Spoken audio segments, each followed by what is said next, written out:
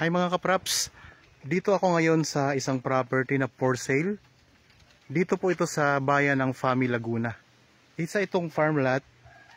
Ito ay titulado. Katabi lang po ng kalsada mga kapraps. Meron na ditong linya ng kuryente at saka tubig, kaya wala na kayong problemahin pa. So medyo malawak nga lang po ito kasi ang kabuuang sukat ng property na i-offer ko sa inyo ngayon ay 10 hektarya. Pero titignan natin kasi maganda po mga kapraps, mura lang ang benta nito. So pwede itong gawing investment. For the future, pwede itong gawing i-subdivide mga kapraps para mas lalong lumaki ang value ng lupa. Okay, ikutin natin. So sa ngayon, napakaraming mga puno nito. Iba't ibang tanim mga kapraps. Pwede kayo dito mag-alaga ng mga alagaing mga hayop. Pwedeng baka, kabayo, o kalabaw, kambing. Nasa inyo na po. Yan, dito po mayroong mga tanim na mangga. Daming tanim mga kapraps, santol, mga mangga. May mga dalanghita, star apple, mga puno ng niyog, napakaraming mga puno ng niyog. Tapos meron itong maliit na sapa, pero siya po ay natutuyan mga kapraps. Hindi siya talaga tuloy-tuloy yung tubig. Kagaya nito, tinan mo ngayon mga kapraps. So tuyo pa siya. Pero pag tag-ulan naman po mga kapraps, magkakaroon na rin ito ng tubig. Kaya mas halong maganda ito kapag nagtag-ulan. Medyo malawak po ang ating iikutin kasi 10 hektarya ito. Kaya para di po ako mapagod mga kapraps, samahan nyo po ako sa pag-iikot. Panoorin nyo po itong video hanggang sa dulo. Marami siyang mga tanim na langka. So ngayon panahon ng star apple. Marami din dito star apple mga kapraps, mga kaimito. Ayan, sa ngayon meron ditong inalagahang kabayo. Yan. So daming mangga mga kapraps. So pasok na pasok yung sasakyan dito sa loob ng property. Di na kayo mong problema.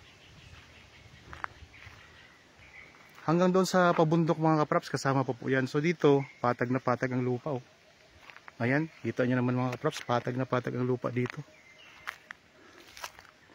May mga lansones din. Ito, punta tayo dito sa may likuran.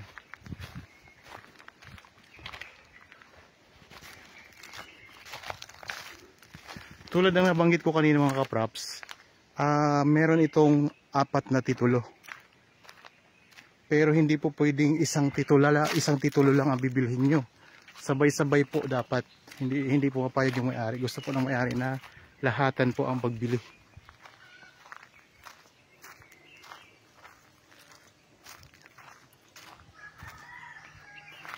Ikot-ikot din tayo mga kapraps ha.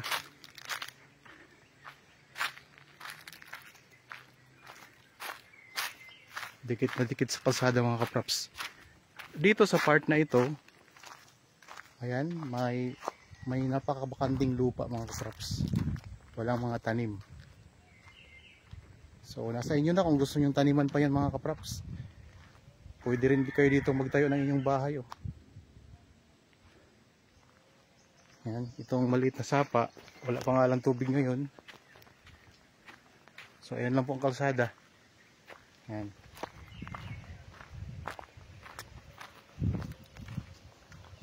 Doon tayo sa may bandang harapan ng property mga kapraps. Meron itong kasamang bahay na sa ngayon ay tinitirhan ng caretaker mga kapraps. Pero kung sakaling mabili nyo ito, aalis na rin po ang caretaker doon. So meron ding puno ng chiko mga kapraps. Oh. Yan, ang daming bunga.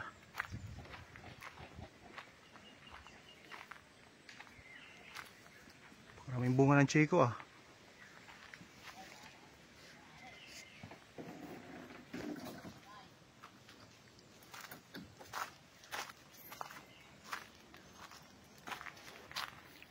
Itong bahay na nakikita nyo, hindi po yan kasama sa property. Bali dito po, dito lang tayo sa may likuran. Tapos pag ganito, parang umimos lang po siya sa bahay.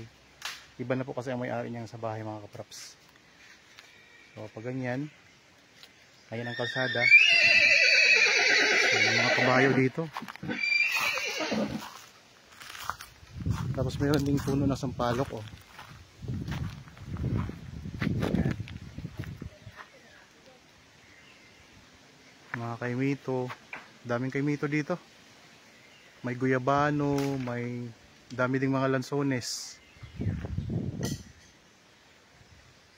Okay. Punta tayo doon sa ano, harapan. Tapos papasok. Pwede dyan. Doon sana sa harapan para maganda.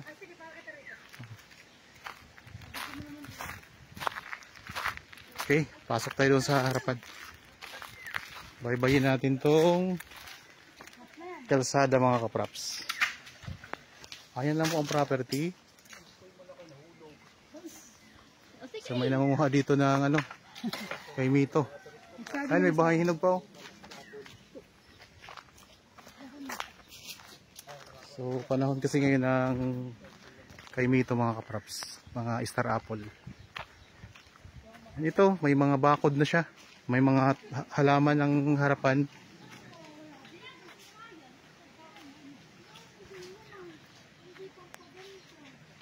Ito, mga langka.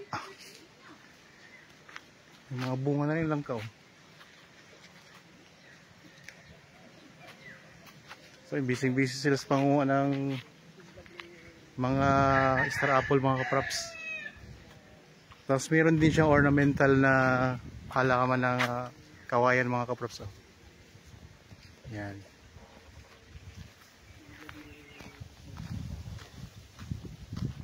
Itong linya ng kuryente. Dito yung sapa katabi ng kalsada, ayan, oh, mga kaprops.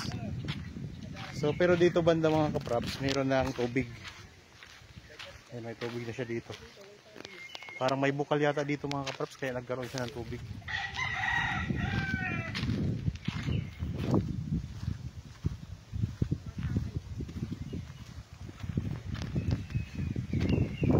Yan, itong way na ito, papunta na po yan sa town proper ng Fami.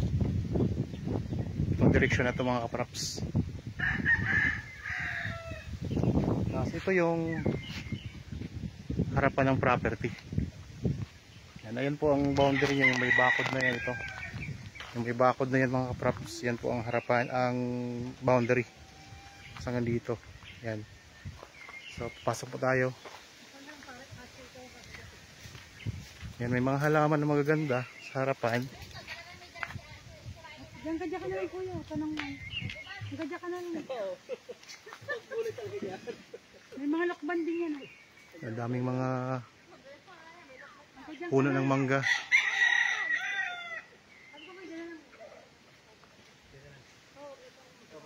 So maraming mga puno mga kaprops. Tingnan natin dito sa may gilid. Dito tayo dadaan.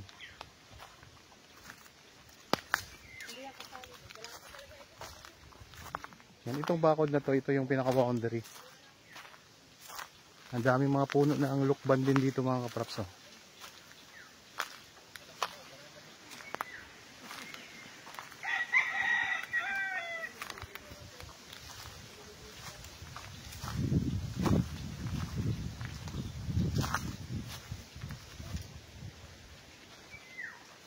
Mga sampalok, marami din mga puno ng sampalok.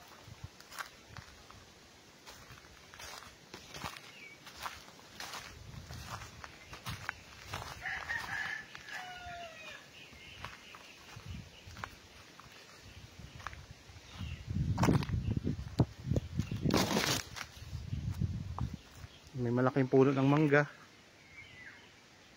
santol, langka. Ulitin ko lang po mga kaprops, ang kabuuang sukat nito ay 10 hektarya. Bali may 4 ito na titulo. So titulado ito mga kaprops. Ang ibang detalye mga kaprops, kung gusto nyo malaman, nandyan lang po sa description box at sa title nitong video. So nandyan ang kompletong detalye. Katabing-katabi ng kalsada,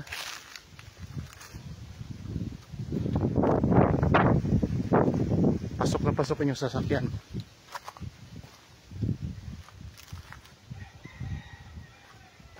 So dito tayo banda sa bandang itaas ng property.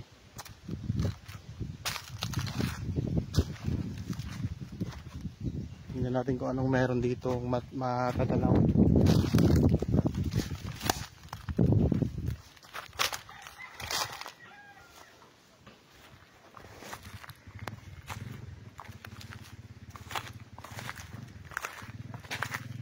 Yan. Nandito na tayo ngayon sa pinakamataas sa bahagi ng property mga kapraps. Yan, may puno din dito ng santol. Mga puno ng niyog, ang dami.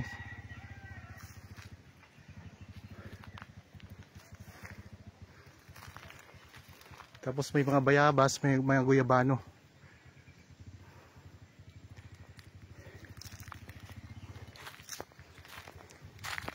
Tapos kanina doon sa baba, yan ang pinanggalingan natin mga kapraps.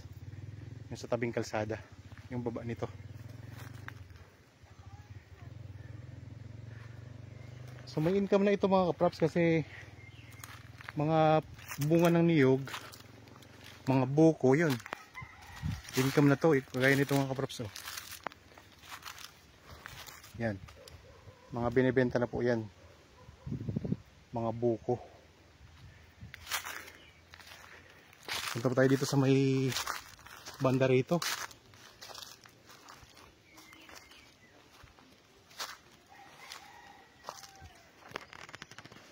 Yan, daming mga puno ng langka.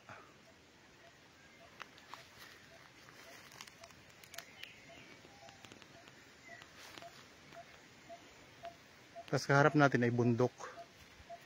Ayan, bundok na po yung kaharap natin.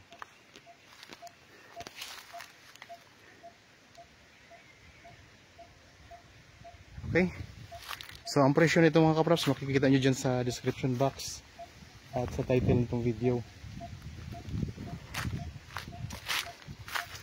Mura lang po ang presyo nito mga kapraps. Kaya habang mura pa, ay kung nagustuhan nyo naman, pwede niyo itong bisitahin para kung sakaling magustuhan nyo po, pwede nyo na pong i-process ang pagbili nito para makita nyo rin po ng personal ito. Kontakin nyo lang po kami sa mga contact details na nandyan sa inyong mga screen. Okay, sana po ay nagustuhan nyo ang property na in-offer ko sa inyo ngayon. Para po sa mga bago pa lang sa akin channel at napadaan lamang po dito sa aking channel, huwag nyo pong kalimutang mag-subscribe at pindutin na rin po ang notification bell para maging updated kayo sa mga bagong property na i-offer po namin. Okay? Maraming salamat po. Lagi tayong mag-iingat. At God bless po sa ating lahat mga kapraps.